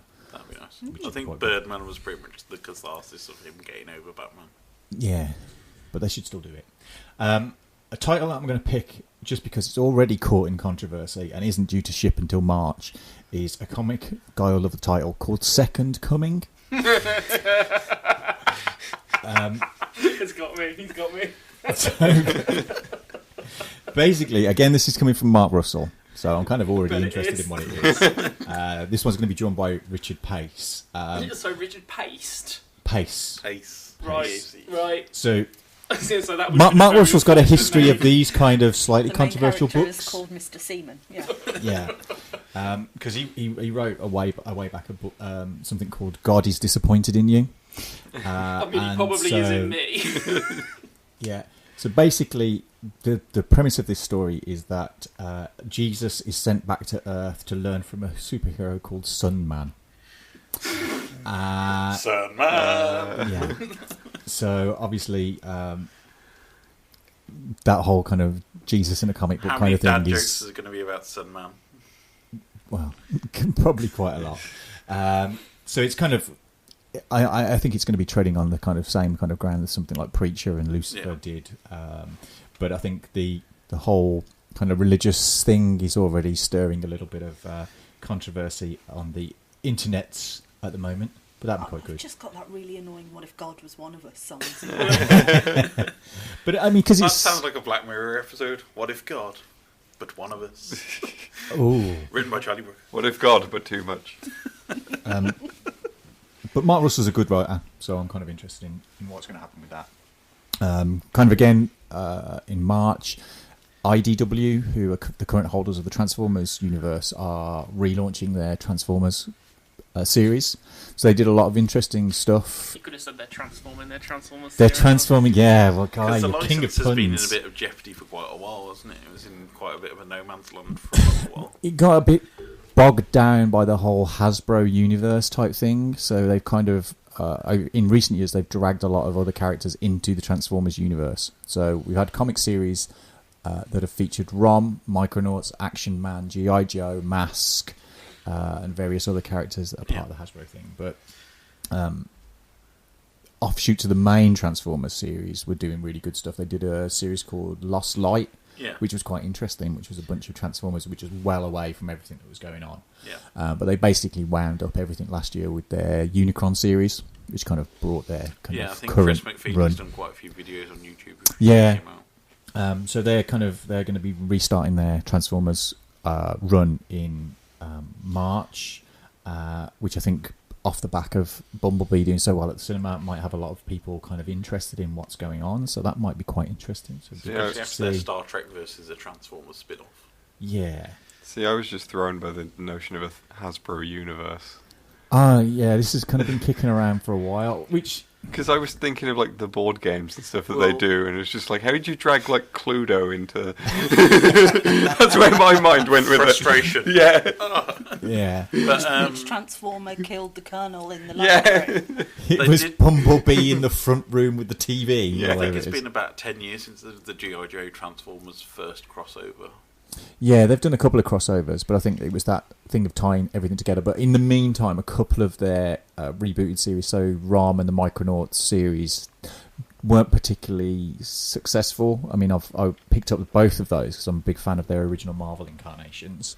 And they kind of still pop up in the background of some of the other shows. But their Transformers run, I'd actually go as far as to say, was on par with the Marvel UK stuff. They were doing some really interesting work with the Transformers. So that was pretty good. Detective Comics hits its 1000th issue in Are we having March. another crisis? There'll be some crisis or other, I'm sure, throughout. We've got Heroes in crisis, but there might be another crisis of some description. But the Detective Comics 1000 will just be a hodgepodge of all the people who ever worked on Batman putting together a kind of big tribute issue, which is looking quite interesting. Something that people might like is Glow. The TV series is getting its own comic series as well. That's coming from IDW. So if you're a big fan of gorgeous ladies of wrestling, that likes women's wrestling, you might quite like that, because that's coming from Tinny Howard, who's done a lot of interesting comics across the time. So that should be pretty interesting. Slightly more independent through Fantagraphics is Jamie Hernandez is back with Is This How You See Me? So that is kind of Maggie and Hopi from Love and Rockets reappearing in. It will be more of a graphic novel than an individual comic series, but anything by the Hernandez brothers and Love and Rockets related, people should go out and buy instantly, and they should all go buy all the old Love and Rockets comics they can find as soon as they can. I'm just scrolling through my list of other things that are there. Fill time, guy, because I have to switch a page. Intermission time. Yeah, there's a lot. There seems to be a lot more comics than there was. Why not buy just sacks from our snack bar? Do you like ice cream? Our goblin servers can give you 37 flavours when necessary. Will there be time for a tasty debrief after? There may be time for a tasty rebrief. Why not visit the restaurant only 20 yards from this recording? Do you know, funny enough about Tasty Debrief, he's been in that Les Mis remake, and he was the one who was mean to, what's the woman's name? Fontaine, is it? Like, he was nasty to Fontaine. I don't know who you're talking about. Fontaine had that, like, daughter Courgette. See, when I see Les Miserables, all I think is a guy from Yorkshire called Les Miserable. You must hate the film. I'm surprised you didn't advertise a carpeting and tiles place that's just round the corner from this cinema. Sticking with the Fantagraphics imprint is not last year but the year before. Emil Ferris put out his first volume of My Favourite Things Is Monsters, which if you haven't read that, you should go and pick it up right now. But obviously, Things Is You. But My Favourite Things Is Monsters Volume 2 is due for release September-ish. Next year as well, so if you are interested in finding out what happens with that series, you should go and pick it up as soon as it comes out. What are you guys doing waving things over there? And just because I like the title of this particular one, it's not got an actual release date as yet. It's coming from Drawn Quarterly, and is written and drawn by Vanessa Davis, but the title sells it completely. It's called Is There a Rational Adult Anywhere? Not on this and the answer is no. Not on this podcast. Not in politics, not in the US, not in the UK. I like how we all lean forward as if to say that. Yeah, it sounds quite good. I think it's a collection of Vanessa Davis's other works from various places, so it's all going to be collated under one big title, but that looks quite interesting in terms of just seeing that. But I mean, the title alone is just absolutely brilliant. Going on another comic that's got a great title, but I don't know an awful lot about it. It's coming from DC Zoom and DC Comics. Is being drawn by Guru Hero Studios, who did Gwenpool, and is being written by Jean Luen Yang, if I get that right. And it's Superman Smashes the Klan. And I think it's a throwback. In the mid 1940s, there was a previous comic called Superman Smashes the Klan, which was basically Superman confronting the Ku Klux Klan, and so it'd be interesting to see what a 21st century version. My only problem with this is like the modern interpretation of the word smash. And I think that's the best place to end, is with Superman Smashes Klan. There'll probably be other comics out throughout the year that haven't been announced yet, but if you keep an eye on the Geeky Brummie website, every Wednesday we pop up our picks of the week for New Comic Book Day. And Keith, where do you purchase most of your fine comics? I purchase most of my fine comics from Nostalgia Comics. On the Small Book Queensway? On the Small Book Queensway, yes. And if you become a regular order, you can make sure that your titles are saved for you every week, and you can pick them up. He lives in a house, a very big house somewhere in Birmingham, where he stores comics that he buys in 2019. Keith. Thank you for your list of comics. Weird news. It's time for some weird news stories that I have found.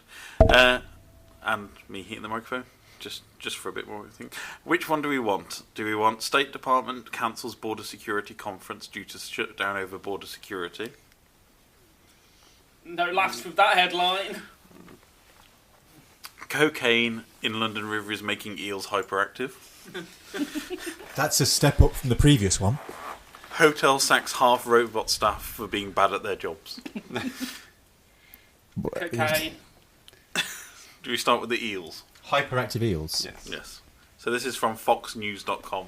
So we can't trust it. It's from a real person called Jennifer Earle, and we have a picture.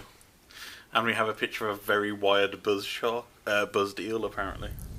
Wasn't she the actress that played Elizabeth Bennet in the best Pride and Prejudice version? Possibly.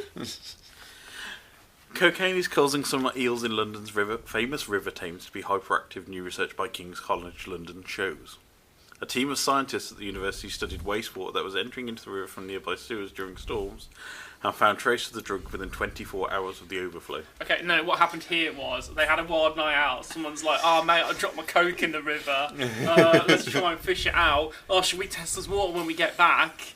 That's what's happened. Compared to other major cities, the level of cocaine entering London's water system, likely through users' urine, is much higher. Mm-hmm. No one is surprised. Weird turn. Increase in caffeine, cocaine, and a metabolite. Weird. Something That sounds weird. like a cough medicine. You try saying that one, Laura. I have no clue how you say that word. I was sort of reading this. I'm like, where's the word? I was like, It's like it's caffeine, cocaine, and then something unpronounceable. well, like benzo, you've seen a lot of things. Yes. Yeah, that doesn't even look like a proper word. No. I'm not even going to try that one. It's a weird chemical formula. Anyway, yes, were found observed 24 hours after sewer overflow events. King's College London researchers said in a paper detailing their findings. London's water treatment plants are tasked with purifying the water, but major storms have reportedly overwhelmed the operations, allowing some sewage water to make its way into the river. Jellyologist James Robson. Sorry, what? So what? Jellyologist Right. James Robson, a senior curator at Sea Life London, told The Independent the addictive drug can have a similar impact on marine animals as it does on humans. Drugs which affect us will almost always affect all animal life and invertebrates a bit much more because their biochemistry is so much more sensitive. Everything in the water will be affected by the drugs like these. A lot of triggers and the ways that cocaine affects the system is really primal. The cocaine problem plaguing eels has already been discussed before. Researchers at the University of Naples, Federico II, studied the effects the drug had on eels back in June 2018, publishing the results in the Science of Total Environment. Data shows the presence of illicit drugs and their metabolites in surface waters worldwide, biologist Hannah Capaldo, lead author, said at the time. The group of biologists put eels in the water with the drug residue and discovered it made them hyperactive and drastically changed their bodies. Wait, they later added eels. They laced some drugs into the eel's water. Okay. Whoa, that's dodgy, man. That is like, spiking their drink.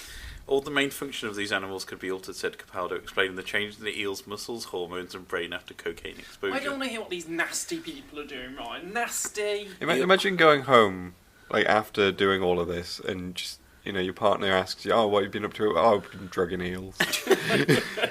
Eels in the Thames aren't as closely exposed to the drug as those in the 2018 study, so it doesn't necessarily mean that they're getting high from the runoff.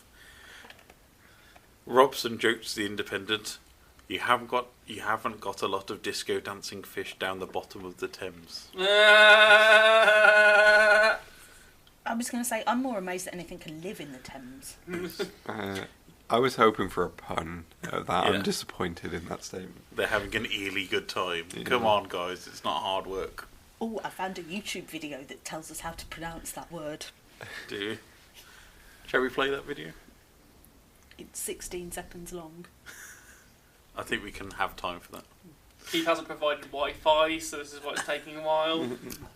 Another Sorry, establishment without Wi-Fi. I forgot to turn it on. Oh, it's mainly just that my phone is really crap and it's taken a while to load YouTube. You can basically treat anything to about any degree of purity as long as it's just about how much money you want to put into the treatment process. Daniel Snow, That's an appropriate name. the director of Water Sciences Laboratory. There we go. Water Nice. Sciences Laboratory. University. She's very excited. You can follow Jennifer Earle on Twitter as she's the SEO editor of Fox News, and she is GENEARLY speaking with no G at the end. EA what? Generally speaking. Okay, Nice. Jennifer Earle is also Elizabeth Bennet. from Pride and Prejudice. Laura, Yeah. you mentioned something to us off air that you found on YouTube this week, which amused me greatly. I did. Do you remember Kinga from Big Brother? Oh, how can we forget Kinga from Big Brother? What she does with wine bottles. She has her own YouTube channel. Wow. Yeah. Is she reviewing wine? Doesn't everybody have their YouTube channel? She has some hard-hitting stories, like the time that she was robbed in KFC. What, of a bargain bucket? Or just... She's a big fan of bargain buckets. It's a whole story. I watched about 3/4 of it. Turns out some people came in pretending that they were poor and had no money, and the child tried to pickpocket her. Do you not know who I am? I am Kinga from Big Brother season whatever it was. Is this the same as the amazing Brian Harvey YouTube channel where he goes off on conspiracy theory rants and would smashed up a platinum disc in an alleyway and then got told off by someone for doing it as a passerby, and then he promptly picked it all up while still filming? Oh, I was really hoping for a Brian Harvey ASMR eats a baked potato. While rolling out of a car. It'd be amazing. Brian Harvey's YouTube videos are now basically him railing against the government for stealing his computers, if I remember correctly. The last time I watched it. God. It's kind of like he's got off the deep end quite significantly since the last E17 tour. I love it when celebrities just lose it like this. Didn't like Randy Quaid go crazy as well? Yeah, I've heard that. What else has Kinga been talking about? Have you subscribed? Did you like and share? And press the little bell so I could be notified when she posts. Join the notification squad. Yeah. Sadly, I was so amazed by the KFC story that I thought I should leave it there. I'm going to go home and watch this, I can't wait. Ready for the robot hotel staff news story? Yes. So this is from the independent.ie, the Irish Independent News, from the Asia Pacific desk. Hotel sacks half its robot staff for being bad at their jobs. Does the reporter have an Irish name? It says just independent.ie news desk. That's an Irish name. Yes. It's quite Irish because it's got .ie at the end. My name is Eilish.ie. A high-tech hotel in Japan has been forced to lay off half its robot staff after they found they were more incompetent and created more work for humans. The robots were introduced partly as a novelty and partly reduced the need for human staff at the Ha-Na Hotel in a bid to make it the most efficient hotel in the world. There were robotic dancers in the lobby, dinosaur-shaped robot receptionists, and egg-shaped bots to act as assistants in guest room. I think I know. I think I've seen this hotel, yeah. Mostly because of the dinosaur thing. Yes. The hotel started out with 80 robots, but quickly grew to more than 243. The website promised excitement meets comfort, introducing the state-of-the-art technology. Ha-Na Hotel is the world's first hotel staffed by robots. Do you want to see a picture of the robots behind the reception desk? No, I They wouldn't. are dressed as dinosaurs wearing like reception uniforms. I feel like I've seen this. What I want to know was any of the dinosaur robots make the like towel models. At the front desk, you will be greeted by multilingual robots that will help you check in or check out. At the cloakroom, a robotic arm will store your luggage for you. Mechanic, yet somehow human, these fun moments with the robots will warm your heart. Furthermore, once you register your face with our face recognition system, you will be hassle-free from carrying your room key around or worrying about losing it. So this arm that comes out, it just sounds like it's just an arm that reaches from the wall and takes your stuff. Haven't they laid half these robots off? So how are these people doing it? The hotel in Western Japan is located near a major theme park, so there's no major shortage of workers. But now more than half the robotic staff has been cut. Robotic concierges were unable to answer simple questions. The dinosaurs at check-in needed human help for many menial tasks. And the robotic dancers kept on breaking down. I'll tell you what the problem with the dinosaurs is. It's those tiny little arms. They can't reach the keyboard. Yeah. Well, it's going to be a surge in JSA applications, isn't it? The Churi, or egg-shaped robot in guest rooms, was criticised for chiming in, "Sorry, I couldn't catch that. Could you repeat your request?" all night, apparently triggered by guest snoring. Another guest said it tried to join in random conversations, but then couldn't answer simple queries when it was needed. In a world where workers are increasingly worried about their jobs being automated, the lessons learned in the hotel offers some hope. Once the novelty of robotic workers fades, it seems that other humans still need to get the job done. When you actually use robots, you realise there are places that aren't needed or just annoy people, said hotel owner Hideo Sawada, speaking to the Wall Street Journal. How have they not learnt this lesson from the Tesco self-service machines? Yeah. I'm expecting a robotic park reboot with Steven Spielberg. Unexpected guest in the foyer. What happens if twins check in? What happens if twins check in with the facial recognition system and they're in the rooms next to each other? What if twins check in, one of them's having an affair? I feel like this is a whole plot. Well, don't all twins, one looks like Danny DeVito and one looks like Arnold Schwarzenegger, so they're okay. This whole story leads with the robots laid off. Yes. So what I'd like to have been is in the all the exit interviews that all these robots had, where their HR went, okay, so robot concierge, we're going to have to lay you off. So Cry mode initiated. What kind of career are you going to try and pursue now? So are all these low robots wandering downtown Japan, like looking for another job? I just want the robot dinosaur receptionist to be in there screeching. I wanted to know what the performance management system was like before. I want to know why they've not watched Westworld, either the TV series or the original 1970s film, and realise this might be a really bad idea, people. Oh, it's my favourite time. I've got £15. Who wants £15? Nobody. To buy a box and some rubber gloves to rescue a pigeon. Right. Is that how much it costs in Solihull? That's just the box. Don't look at me. I'm gonna be diplomatic here, so I'm gonna pick one. I included me in it. I'm not in it. Oops. All right, Leigh, it's you because you're laughing the hardest. I'm not. Right. This is just gently fade down his microphone. This is a little bit inspired by me watching the new series of True Detective. There was a situation, and I was discussing it with Laura, and not that Laura. Yeah, we have to. My partner is also called Laura. That's definitely not me. Called Laura too. So we were discussing this, what happened, and what would we do in this situation I put forward. So the two detectives. So you're a detective. You know, you and your partner. Okay. You're telling, husband and wife. I'm imagining I have my drink problem and. Yeah. So you got bad news. You know, you found one kid dead, other kid missing. Mm-hmm. Well, this is a happy £15 story. Presumably, the parents already knew that the kids were missing. Yeah, they know, but they didn't. But Leigh's got to break the news that like one of his kids dead. They found one dead. Yeah, one that snuffed it basically.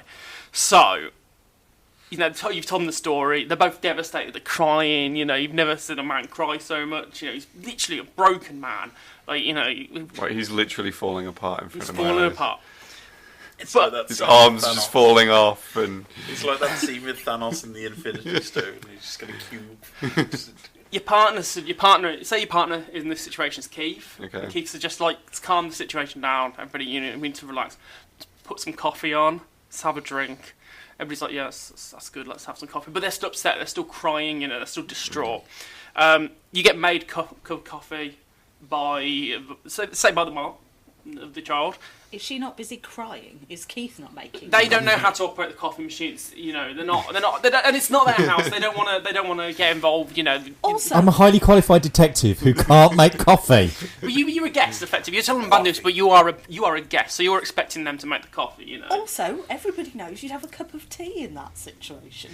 Coffee's the only thing they got in the house. They only got put on Nescafe kicking around. It's I mean, coffee or Lipton's. I don't drink tea, so. Are we getting biscuits? No, you're not getting any biscuits. No.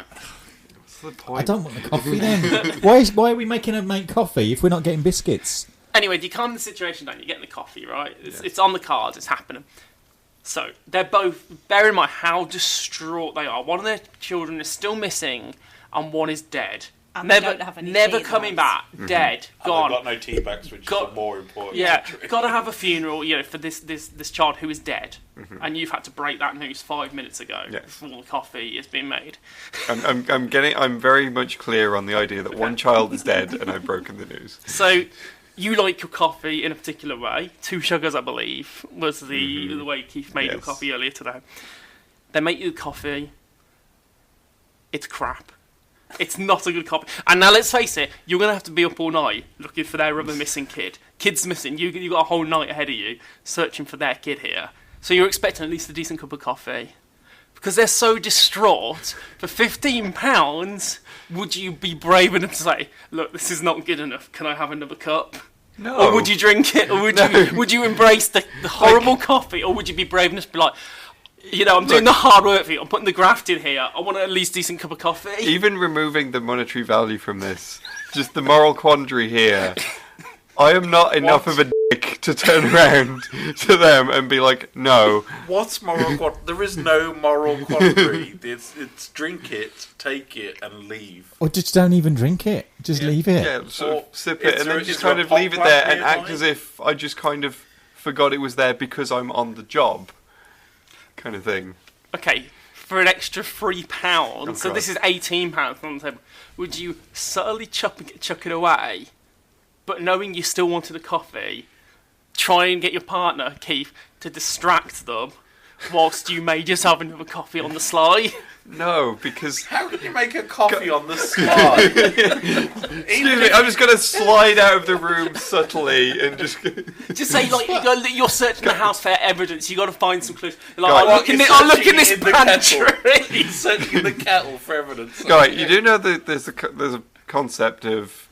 Once we leave the house, we can go get coffee somewhere else. But you're paying for that coffee. But it's like for £15, if you just told her the coffee was rubbish, you could like have a good cup of coffee here, and you got £15 to buy more coffee. Have you been buying coffee in Solihull again? So the takeaway from this is you watched New True Detective, and you and your girlfriend spent how many hours discussing this quandary? I mean, about 10 minutes. So how is that your takeaway from a TV series? You've got Marsha Charlotte Ali, some of the best acting work in possibly his career, and he's like, well, the coffee was pretty rubbish. What would you do if the coffee was rubbish? I mean, like, a good cup of coffee gets you through the day, though, doesn't it? Like, when you get to work in the morning, really need a I'm coffee. sure American police detectives will put it with any coffee of any quality, consistency. See, I like my coffee in a certain way, and grieving aside, you've got to make it right. Whoa. The coffee aficionado is a man who gets his coffee from Greg's. No, Starbucks filter. That's not coffee. He shopped, doesn't he? You've got coffee in Greg's, I'm sure of it. So you Keith, last time you took the offer, Leigh, or not taking the offer of the 15. I wouldn't take the offer. You'd endure the coffee to not interfere with the grief that they were suffering. They lost a child, and I'm drinking crap coffee. You lost 2 sugars. I think I know who's got it worse here. But I mean, you're doing the work, but you are doing the work for these people. Like, you are effectively working on their behalf. They could at least give you a good cuppa. Do you know what I mean? I'm not working for them, Guy. I work for the state as a police officer. You take your role seriously. Yes. But I mean, you specifically have said, though, I want 2 sugars. But they're grieving. I can allow them to like make a coffee badly if they're grieving and. So if you there's no monetary involved here, but would you pull a face, Guy, if they gave you rubbish coffee? But yeah, if you have rubbish coffee, of course you go a little bit like, oh God, like that. You do like a little kind of like move your head backwards a little bit, like like that. Of course you do. If it's not made to your standard of coffee. You know. Is it wrong that just to piss Guy off, I'd take the 15 quid and go to Costa and bring back coffee for everyone? But you would have had to tell them that coffee's rubbish, so you'll come back with coffee for everybody, but they'll be annoyed at you. See, what would be nice if somebody pre-prepared and brought coffee with them to break the news? How would they be annoyed with Laura? Because she's complaining about the coffee because they're going to go, that detective's okay. Lee's just broke the news to me. Lee's just broke the news to me that one of my children is dead. The other one is missing. Somebody said my coffee's not very good. I've made that coffee with tears in my eyes and not hardly able to see. Somebody else who's nice enough to go out and get coffee from a shop has been well made. I'm not going to be annoyed. I'm going to be like, but she can only have the £15 if she tells you the initial cup is rubbish. I tell them that there's probably limescale in the kettle, and I'd bring them back biscuits. Well, if this is in the US, they're not going to have kettles. They'll have one of those coffee on the hob things. They'll have a coffee machine. Or, one of the K-cup things that they've got over there as well. Oh, no, those are bad coffees. I would do that, yeah. What would you do if, when you said, like, look, the coffee's not good, I'll come back with some others, and they turned around and uttered these words, I'd rather you come back with my child. I'd be like, unless they're at the Costas driving. There's the plot twist. Maybe they're working there. They're being enslaved by some coffee megalomaniac giant company. Well, there we have it then. So the £15 is still on the table for next time then. Leigh would drink the coffee. I didn't say I would drink the coffee. You just wouldn't say it was Where would bad. you dispose of it if you had to? I would just leave it. I just wouldn't drink Yeah, but anymore. then they'll know that they made rubbish coffee, so they'll know. But I'm also a cop on the job. But they'll know that they've got a dead child, a Conversing missing with them. child, and they're crap at making coffee. Like, that is free blows. So- Like, that is a triple. So if he liked the coffee, it'd be quite happy for him to go, right, I've told you all about your kid, right? So I haven't finished By the my way, coffee. it's fantastic brew. Yeah. I'm just going to finish my coffee. Can I have another one? If it was nice, would you just expect the cup then to sit there and go, Do you have a another to-go cup for me? Wouldn't you just offer to take your cup to the sink where you could just like quickly pour it away? What if he's observing you next to he's right next to you, observing you have the coffee, like, and he says like, "Oh, it's a good cup, isn't it, mate?" 2 minutes ago, they were crying their eyes out. It's like suddenly they're now What if eagle-eyed he's okay? falcons. Maybe he's a barista. Arrest these parents because they sound like suspects.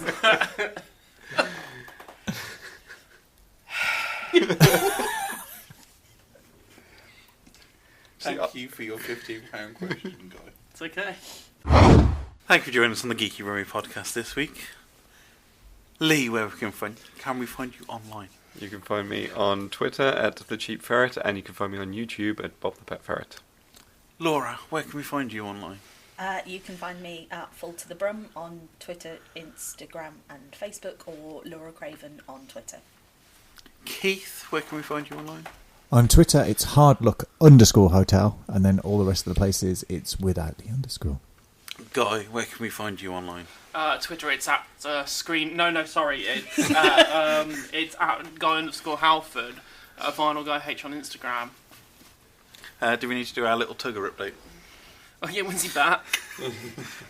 Rumours are that he's been found in the wilderness, running around tugging things. And it's kind of like we've sent out capture teams at the minute. They've got big nets. They are chasing him down. It's a bit like that episode of Father Ted where Father Jack goes feral. So Little Tugger is running around. I mean, hashtag pray for Little Tugger at the minute. So just keep an eye on Twitter. I mean, our detectives haven't done very well because they're too busy complaining about the coffee. They're currently stood in a queue in Greg's in front of a guy looking for a coffee. Are But they just also looking for a vegan sausage roll? Yes, but keep an eye out for hashtag for Little Tugger. You can find me Oh, I'm crying about Wi-Fi, you baby. at Ryan Parrish on Twitter, and you can find us all at Geeky Brummie on Twitter, Instagram, Facebook, geekybrummie.com, and at YouTube at Geeky Brummie. It's the best place to find out all the latest film news. Find out what Guy hates double albums. Exactly, all the latest film news. Find out what Keith's comic of the week is. All the latest film news. Find out what games Leigh has been looking at this week. All the latest film news. And you can find links to previous podcasts and all our YouTube stuff on there as well. And all the latest film news. And maybe occasionally some film news. But for now, bye everybody. Bye. Bye. Thank you for joining us on the Geeky Brummie podcast this week. Leigh, where can we find you online? You can find me on Twitter at The Cheap Ferret, and you can find me on YouTube at Bob the Pet Ferret. Laura, where can we find you online? You can find me at Full to the Brum on Twitter, Instagram and Facebook, or Laura Craven on Twitter. Keith, where can we find you online? On Twitter, it's hardluck_hotel, and then all the rest of the places, it's without the underscore. Guy, where can we find you online? Twitter, it's at screen. No, sorry, it's it's at guy_Halford, Vinyl Guy H on Instagram. Do we need to do our little Tugger update? Oh yeah, when's he back? Rumours are that he's been found in the wilderness, running around tugging things. And it's kind of like we've sent out capture teams at the minute. They've got big nets. They are chasing him down. It's a bit like that episode of Father Ted where Father Jack goes feral. So Little Tugger is running around. I mean, hashtag pray for Little Tugger at the minute. So just keep an eye on Twitter. I mean, our detectives haven't done very well because they're too busy complaining about the coffee. They're currently stood in a queue in Greg's in front of a guy looking for a coffee. Are they also looking for a vegan sausage roll? Yes. But keep an eye out for hashtag for Little Tugger. You can find me Oh, crying about Wi-Fi, baby. at Ryan Parrish on Twitter, and you can find us all at Geeky Brummie on Twitter, Instagram, Facebook, geekybrummie.com, and at YouTube at Geeky Brummie. It's the best place to find out all the latest film news. Find out what Guy hates double albums. Exactly, all the latest film news. Find out what Keith's comic of the week is. All the latest film news. Find out what games Leigh has been looking at this week. All the latest film news. And you can find links to previous podcasts and all our YouTube stuff on there as well. And all the latest film news. And maybe occasionally some film news. But for now, bye everybody. Bye. Bye.